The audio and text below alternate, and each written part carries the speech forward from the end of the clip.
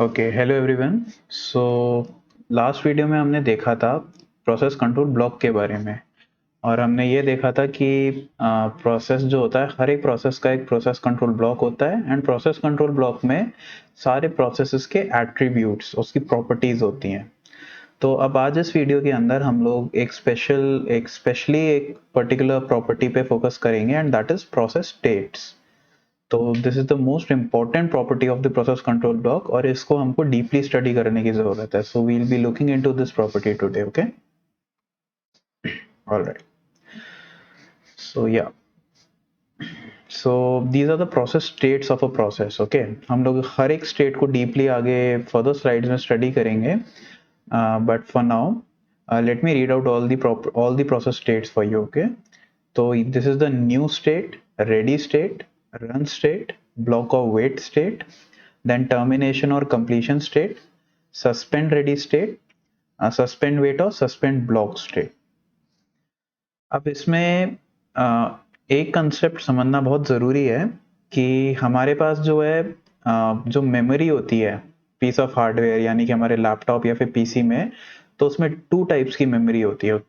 तो पहली हमारी मेमोरी होती है hard disk, and second memory होती है रैम। तो जो भी हार्ड डिस्क हम लोग यूज़ करते हैं, राइट, जो हमारा 50 GB या सॉरी 500 GB 1 TB की हार्ड डिस्क हम लोग यूज़ करते हैं, तो that hard disk is basically called secondary memory. Okay, और जो रैम हम लोग यूज करते हैं, होती वो भी मेमोरी है, बट वो जो रैम होती है वो उसको हम लोग बोलते हैं मेन मेमोरी।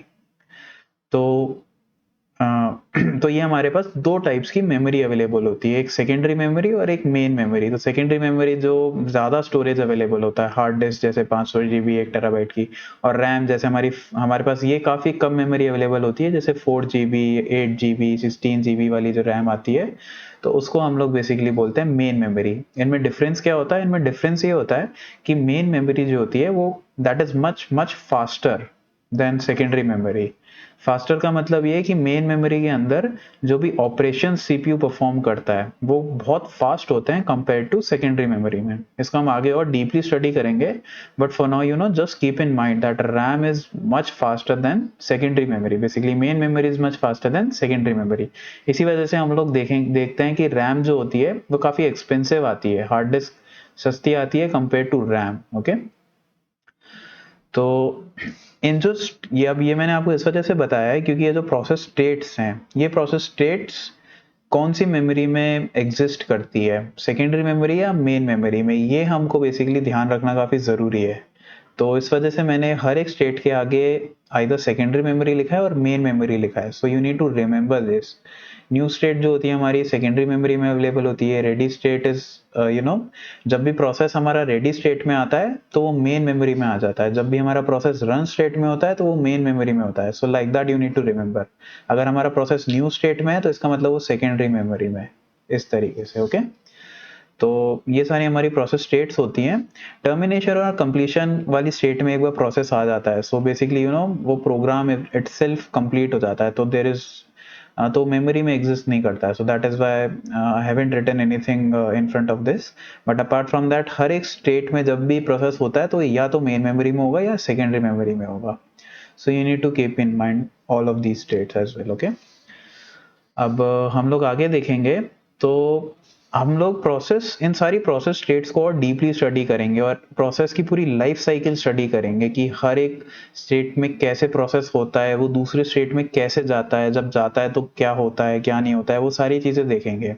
लेकिन उन सब चीज़ों को देखने से पहले वील सी कि एक एक प्रोसेस पे, किसी भी प्रोसेस पे कौन कौन से ऑपरेशंस अवेलेबल हैं, क्या क्या ऑपरेशंस एग्जिस्ट करते हैं for a process. Okay, so there are four types of operations that are there on a process. One is creation, one is scheduling, one is executing, and one is killing or delete. So creation operation मतलब किसी भी process को create करना।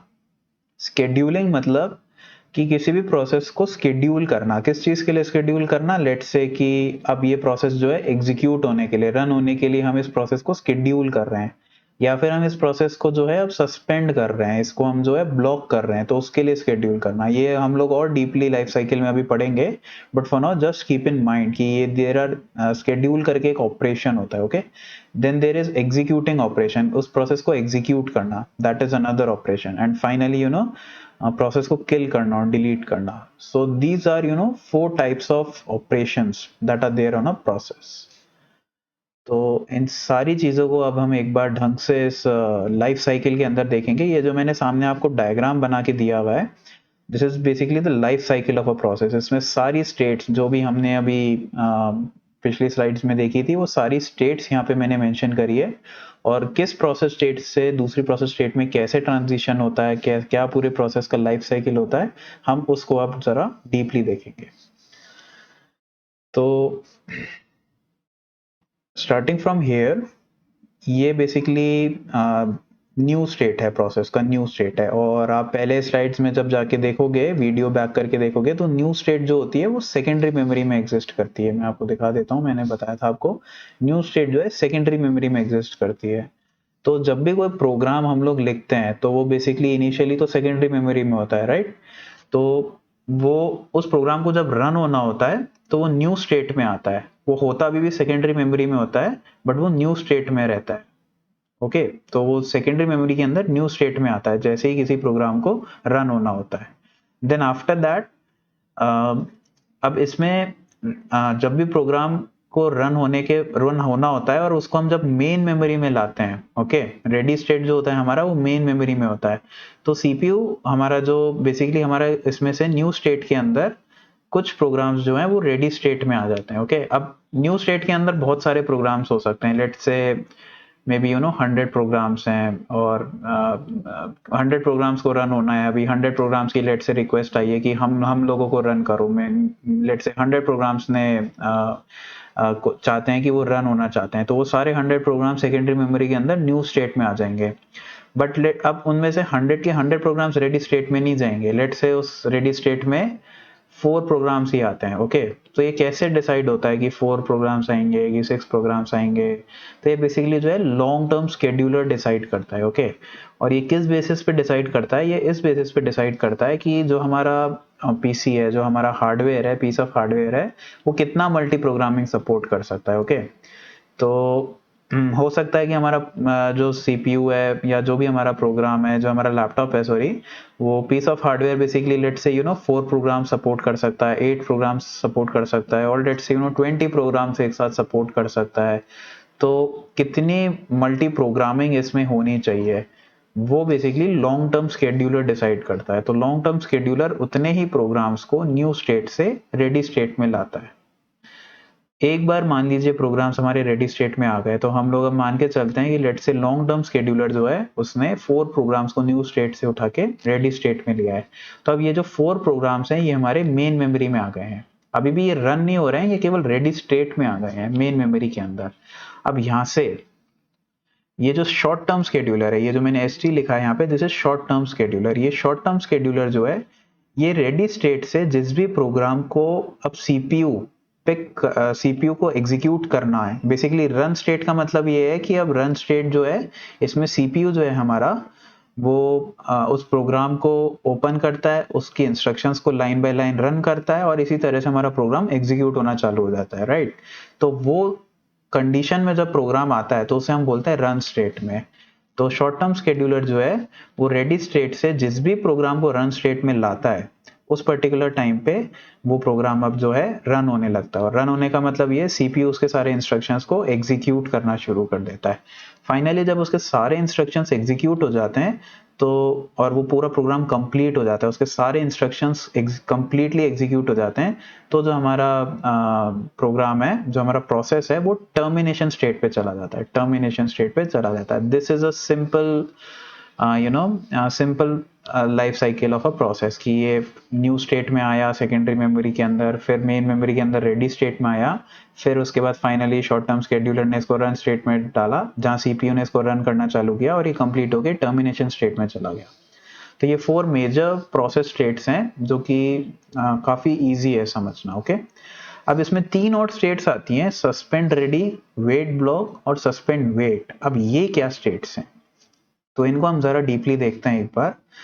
तो अब क्या होता है, मैं आपको इसमें एक कंसेप्ट बताता हूँ कि जो हमारा सीपीयू होता है, राइट, जो सीपीयू होता है वो प्रोग्राम्स को बहुत फास्ट एग्जीक्यूट करता है। सीपीयू हमारा काफी फास्ट होता है, ओके, वो प्रोग्राम्स को बहुत जल्दी जल्दी एग्जीक्यूट करता है। और जो हमारे इनपुट आउटपुट डिवाइसेस जो हमारे पीसी से अटैच्ड होते हैं, इनपुट आउटपुट डिवाइसेस जैसे कि लेट्स से प्रिंटर हो गया, स्कैनर हो गया, these kind of devices, okay. तो और भी डिवाइसेस होते हैं, तो जैसे प्रिंटर स्कैनर हो गए, तो ये इनपुट आउटपुट जो डिवाइसेस हमारे सीपीयू से अटैच्ड होते हैं। कई बार हो सकता है कि कोई प्रोग्राम, जैसे हमने लेट से कोई प्रोग्राम लिखा, और एक एग्जांपल दे रहा हूं मैं आपको। तो शुरुआत की कुछ इंस्ट्रक्शंस थी जो कि सीपीयू ने एग्जीक्यूट कर दी। फिर बीच की मान लीजिए कोई ऐसी इंस्ट्रक्शन थी कि अब आप ये फाइल प्रिंट करो या ये पेज प्रिंट करो। तो फाइनली वो जो काम है वो अब इनपुट आउटपुट डिवाइस करेगा, राइट। एंड उसके बाद फिर कुछ इंस्ट्रक्शंस हैं जो अगेन सीपीयू एग्जीक्यूट कर सकता है। तो अब सीपीयू ने इंस्ट्रक्शंस को एग्जीक्यूट करना शुरू किया और यहाँ पे आने के बाद फाइनली उसने देखा कि अब ये प्रोग्राम जो है, ये जो इंस्ट्रक्शन है, ये तो इनपुट आउटपुट डिवाइस का काम है, तो ये काम सीपीयू का नहीं होता है। प्रिंटर इंडिपेंडेंटली ये इंस्ट्रक्शन को एग्जीक्यूट कर सकता है, प्रिंट करना, इसमें सीपीयू का कोई रोल नहीं है, राइट। तो अब जैसे ये इंस्ट्रक्शन इनपुट आउटपुट डिवाइस के पास जाता है, तो क्या होता है कि इनपुट आउटपुट डिवाइसेस बहुत स्लो होते हैं कंपेयर टू सीपीयू, ठीक है। सीपीयू बहुत फास्ट होता है, वो thousands and lakhs of instructions in a second execute कर देता है, जबकि इनपुट आउटपुट डिवाइस होता है वो बहुत स्लो होता है। तो क्या होता है कि जब भी ऐसा कभी कभी होता है कि प्रोग्राम के बीच में कोई ऐसा इंस्ट्रक्शन आता है जिससे इनपुट आउटपुट डिवाइस उस इंस्ट्रक्शन को एग्जीक्यूट करता है और उसमें सीपीयू का कोई रोल नहीं होता। तो एक तो तरीका ये है कि सीपीयू उस इंस्ट्रक्शन का वेट करे, जैसे ही ये इंस्ट्रक्शन पे आया सीपीयू, तो उसके बाद वो इनपुट आउटपुट डिवाइस का वेट करे, और फाइनली जब इनपुट आउटपुट डिवाइस ने अपना काम कर दिया, उसके बाद वो रिज्यूम करके बचे हुए इंस्ट्रक्शंस को एग्जीक्यूट करे, राइट। एक तरीका ये है, बट ऐसा होता नहीं है। उसका रीजन ये है कि जैसे ही ये इंस्ट्रक्शन एग्जीक्यूट होता है तो इनपुट आउटपुट डिवाइस इतना स्लो होता है कि सीपीयू इतनी देर में बहुत सारा काम कर सकता था। तो वो बजाय कि वेट करने के, वो क्या करता है कि इतनी देर में दूसरे प्रोग्राम को एग्जीक्यूट करना शुरू कर देता है।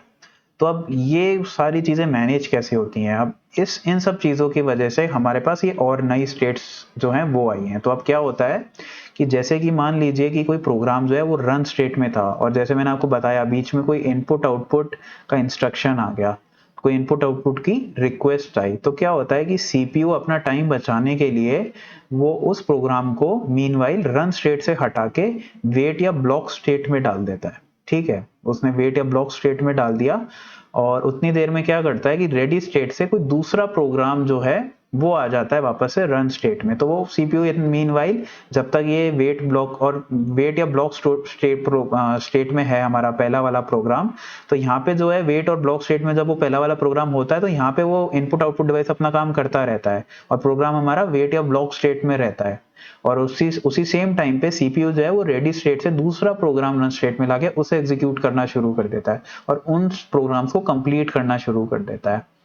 और फिर जैसे ही ये वेट या ब्लॉक स्टेट से अपना, जैसे ही मान लीजिए input output device program complete हो जाता है इस वाले प्रोग्राम का, लेट से प्रोग्राम 1 जो था उसमें इनपुट आउटपुट का इंस्ट्रक्शन आता है, तो जैसे ही वो वेट या ब्लॉक स्टेट में आया, इतनी देर में प्रोग्राम 2, प्रोग्राम 3, प्रोग्राम 4 ये सारे रन स्टेट में आके लेट से कंप्लीट हो गए, ठीक है। अब हो सकता है प्रोग्राम 1 इसके बाद मीनवाइल में इतने टाइम में उसका इनपुट आउटपुट जो है डिवाइस उसने अपना काम कर दिया और वो इंस्ट्रक्शन एग्जीक्यूट हो गया। तो उसके बाद क्या होता है, इनपुट आउटपुट की कंप्लीशन होने के बाद वो प्रोग्राम वापस से रेडी स्टेट में चला जाता है। वो डायरेक्टली रन स्टेट में नहीं जाता, उसके बाद वो फिर रेडी स्टेट में जाता है। रेडी स्टेट से उसके बाद वापस से शॉर्ट टर्म शेड्यूलर को उसको पिक करता है रेडी स्टेट से और वो रन स्टेट में डालता है, और फिर वो वापस से उस इंस्ट्रक्शन को रिज्यूम करता है वहां से जहां से उसने पहले छोड़ा था, वहीं से वो उसको दोबारा रिज्यूम करता है और फाइनली उसको कंप्लीट करके टर्मिनेट कर देता है। तो ये एक तरीका है कैसे ये मैनेज करता है। जैसे ही कोई बीच प्रोग्राम में इनपुट आउटपुट इंस्ट्रक्शन आता है, इनपुट आउटपुट रिक्वेस्ट आती है, तो उस प्रोग्राम को बीच टाइम पे कुछ टाइम के लिए वेट या ब्लॉक स्टेट में डाल देता है जहां इनपुट आउटपुट डिवाइस अपना काम करता रहता है, और मीनवाइल सीपीयू या शॉर्ट टर्म शेड्यूलर हम कह सकते हैं, वो दूसरे प्रोग्राम्स को रेडी स्टेट से रन स्टेट में डाल देता है ताकि हमारा टाइम बच जाता है। ये इसका मेन पर्पस है, ओके। अब इसमें हमने 4 स्टेट्स को अभी अच्छे से समझ लिया, new state, ready state, then हमारा रन स्टेट, टर्मिनेशन स्टेट, और एक स्टेट हमने और समझ ली, वेट या ब्लॉक स्टेट। अब यहाँ दो स्टेट्स और हैं, सस्पेंड रेडी और सस्पेंड वेट, तो इनको हमको समझना थोड़ा और जरूरी है, ठीक है।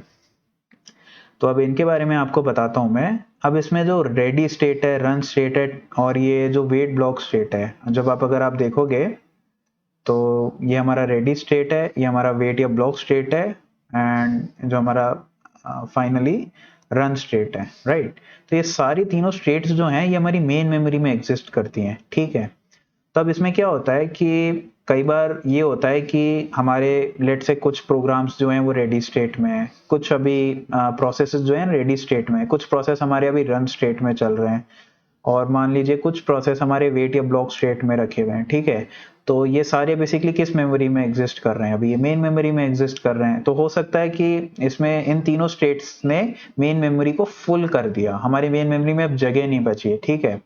और यहाँ पे एक न्यू के अंदर एक ऐसा प्रोसेस या एक ऐसा प्रोग्राम है जिसकी प्रायोरिटी काफी हाई है, उसको अभी रन होने की जरूरत है, ठीक है। ऐसे प्रोग्राम्स होते हैं जिनकी प्रायोरिटी ज्यादा हाई होती है और उनको जल्दी रन होने की जरूरत होती है, लेकिन अब वो जल्दी रन होए कैसे, वो न्यू स्टेट से रेडी स्टेट में आएगा, लॉन्ग टर्म शेड्यूलर उसको डालेगा, लेकिन वो डाल ही नहीं सकता है क्योंकि रेडी स्टेट जो है हमारी मेन मेमोरी में एग्जिस्ट करती है, और मेन मेमोरी अभी हमारी फुल हो रखी है, क्योंकि मेन मेमोरी के अंदर मेन मेमोरी जो है वो तीन तीन प्रोसेसेस के अंदर जो प्रोग्राम्स होते हैं उससे मेन मेमोरी मेरी फुल हो रखी है। रन स्टेट में जो प्रोग्राम्स है वो भी मेन मेमोरी में है, वेट ब्लॉक वाले भी, रेडी वाले भी, तो इससे हमारी मेन मेमोरी फुल हो रखी है।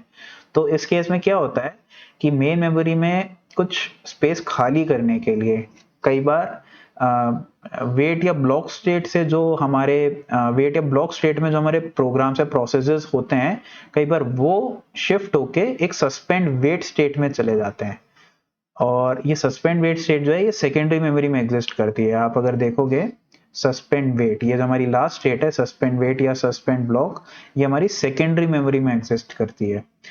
तो ये कौन डालता है इसको, ये मीडियम टर्म शेड्यूलर डालता है, ऐसे हम बोलते हैं मीडियम टर्म शेड्यूलर। तो हम इसको बेसिकली क्या बोलते हैं कि ये वेट या ब्लॉक स्टेट से अगर कोई प्रोग्राम होता है तो हमारा जो मीडियम टर्म शेड्यूलर है ये इसे सस्पेंड कर देता है। सस्पेंड कर देता है मतलब ये इसे सस्पेंड वेट स्टेट में डाल देता है, और इसका पर्पस ये होता है ताकि हमारी मेन मेमोरी में जो है, ये जो वेट ब्लॉक स्टेट था हमारा मेन मेमोरी में एग्जिस्ट कर रहा था, तो इसमें पर्पस ये होता है कि मेन मेमोरी में हमारे लिए कुछ स्पेस खाली हो जाए। तो मेन मेमोरी में जैसी स्पेस खाली होगी, हमारे को वापस से जो लॉन्ग टर्म शेड्यूलर है वो उस प्रायोरिटी प्रोग्राम को, उस प्रायोरिटी टास्क को रेडी स्टेट में डाल पाएगा, ताकि जैसे ही हमारा नेक्स्ट बार शॉर्ट टर्म शेड्यूलर है वो उस प्रायोरिटी टास्क को उठा के रन स्टेट में डाल के फटाफट रन कर सकता है। ये बेसिकली पर्पस होता है मीडियम टर्म शेड्यूलर का, ताकि वो वेट ब्लॉक स्टेट से कुछ प्रोग्राम्स को मेन मेमोरी से हटा के सेकेंडरी मेमोरी में डाल सके, ठीक है। अब मान लीजिए कोई प्रोग्राम जो है वो सेकेंडरी मेमोरी में है, ठीक है। अब देन अगेन हमारा सेकेंडरी मेमोरी में आने का पर्पस यही था हमारा कि हमारा जो प्रायोरिटी टास्क है वो मेन मेमोरी में आ जाए। अब मान लीजिए वो प्रायोरिटी टास्क हमारा न्यू स्टेट से रेडी में भी आ गया, रेडी के बाद रन भी हो गया और एग्जीक्यूट भी हो गया। जैसे ही वो एग्जीक्यूट हो गया उसके बाद वापस से हमारा मीडियम टर्म शेड्यूलर इस सस्पेंड वेट स्टेट से वेट या ब्लॉक स्टेट में डाल देता है, यानी कि वापस से इसको सेकेंडरी मेमोरी से मेन मेमोरी में डाल देता है, ठीक है। तो ये मेन मेमोरी में डालने के बाद अगेन अगर इसका इनपुट आउटपुट पहले से, क्योंकि ये वेट या ब्लॉक स्टेट में तभी आया था जब इसके पास कोई इनपुट आउटपुट की रिक्वेस्ट आई थी, तभी ये वेट या ब्लॉक स्टेट में आया था। तो अगर उसका इनपुट आउटपुट रिक्वेस्ट कंप्लीट हो गया होगा उसका इंस्ट्रक्शन, तो वो कंप्लीशन के बाद रेडी स्टेट में चला जाएगा, नहीं तो वो उसका वेट करेगा, जैसे इनपुट आउटपुट अपना कंप्लीट हो जाएगा उसके बाद वो रेडी स्टेट में दोबारा चले जाएगा, एंड देन अगेन वो अपना नॉर्मल प्रोसेस फॉलो करेगा। तो सस्पेंड वेट से ऐसे रिज्यूम होके वापस से वेट या ब्लॉक स्टेट में चला जाएगा जैसे ही हमारा प्रायोरिटी टास्क कंप्लीट हो जाएगा, ओके। अब इसमें एक चीज और है कि हाँ, अब इसमें एक चीज ये है कि हो सकता है कि हमारा सस्पेंड वेट स्टेट के अंदर रहते हुए ही, हमारा सस्पेंड वेट स्टेट के अंदर रहते हुए ही इनपुट आउटपुट का प्रोसेस कंप्लीट हो गया हो, और ऐसा भी हो सकता है कि वेट या ब्लॉक स्टेट में जब हमारा कोई प्रोसेस था तो उस पर्टिकुलर टाइम पे तो वो इनपुट आउटपुट रिक्वेस्ट चल रहा था, राइट। लेकिन इनपुट आउटपुट रिक्वेस्ट जब चल रहा था उसी समय हो सकता है बीच में कोई प्रायोरिटी टास्क आया, तो हमारा मीडियम टर्म शेड्यूलर ने उसको वेट या ब्लॉक स्टेट से सस्पेंड वेट में डाल दिया, ठीक है। लेकिन अब सस्पेंड वेट में डालने के बाद जब हमारा प्रायोरिटी टास्क चल रहा था उस टाइम पे, तो उस बीच में ये इसका इनपुट आउटपुट कंप्लीट हो गया, ठीक है। तो ऐसे में अगर इस प्रोसेस का कंप्लीट हो जाता है इनपुट आउटपुट, तो ये मीनवाइल क्या करता है, सस्पेंड वेट स्टेट से ही इसको सस्पेंड रेडी स्टेट में डाल देता है। और सस्पेंड रेडी स्टेट में डालने का मतलब ये होता है कि अब ये वापस से फिर हमारा जब प्रायोरिटी टास्क कंप्लीट हो जाता है तो फिर ये यहाँ से रिज्यूम होकर रेडी स्टेट में चला जाता है। एक तो अब इसमें दो डिफरेंसेस हैं, एक तो ये है कि सस्पेंड वेट स्टेट से हमारा वेट ब्लॉक स्टेट में जाता है और एक सस्पेंड वेट स्टेट से हमारा सस्पेंड रेडी स्टेट में जाता है। तो इन दोनों वेट स्टेट्स में डिफरेंस ये है कि जब भी हमारा कोई प्रायोरिटी टास्क आता है तो वेट ब्लॉक स्टेट से हमारा प्रोसेस जो है वो सस्पेंड वेट स्टेट में चला जाता है, ठीक है। और सस्पेंड वेट स्टेट में चला जाता है, लेकिन अब उस समय जब प्रायोरिटी टास्क अगर हमारा कंप्लीट हो गया और उस टाइम पे हो सकता है इनपुट आउटपुट जो है हमारा इसका कंप्लीट नहीं हुआ हो, तो ऐसे टाइम में ये वापस से रिज्यूम होकर वेट ब्लॉक स्टेट में चला जाता है ताकि ये अपना बचा हुआ इनपुट आउट या अपना इसका जो भी इनपुट आउटपुट बचा हुआ है वो कंप्लीट कर ले। एक बार वो कंप्लीट कर लेगा फिर उसके बाद इनपुट आउटपुट की कंप्लीशन होने के बाद वो फिर रेडी स्टेट में चला जाएगा। लेकिन हो सकता है कि सस्पेंड वेट स्टेट में रहा जब कुछ टाइम के लिए, उस टाइम तक उसका इनपुट आउटपुट कंप्लीट हो गया था। अगर उस टाइम पे उसका प्रोसेस इनपुट आउटपुट कंप्लीट हो गया था तो ये फिर सस्पेंड रेडी स्टेट में चला जाता है और फिर वहां सस्पेंड रेडी स्टेट से कुछ टाइम में ये रिज्यूम होकर रेडी स्टेट में चला जाता है और फिर अपना नॉर्मल प्रोसेस फॉलो करता है। तो this is all about the life cycle of a process. आपको इसमें कुछ भी समझ नहीं आया, you know, you have to again watch the video. I have explained you each and every state, you know, in a very simplified manner. So rewatch it 2 to 3 times, definitely you will get it, okay. And if you have any doubts, please comment below the video and I'll try to answer as soon as possible, okay. All right, thanks a lot guys.